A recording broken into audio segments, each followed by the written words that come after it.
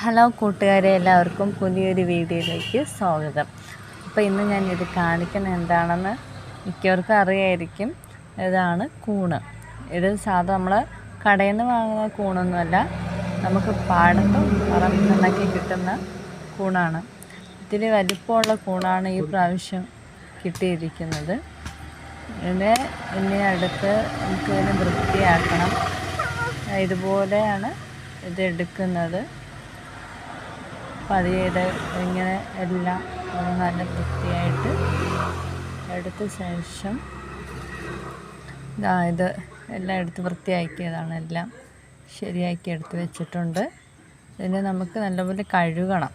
അത് ഞാൻ കാണിക്കാൻ മറന്നുപോയി. കഴുകിയ ശേഷം മുളക് പൊടിയും ഉപ്പും മഞ്ഞൾപ്പൊടിയൊക്കെ ഇട്ട് കുരുമുളകും ഇട്ട് നല്ലപോലെ ഇതാക്കിയിട്ട് കടുക് ഒന്ന് താളിച്ചിട്ട് ഇതിട്ട് ഒന്ന് വഴറ്റിയെടുത്താൽ മാത്രം മതി.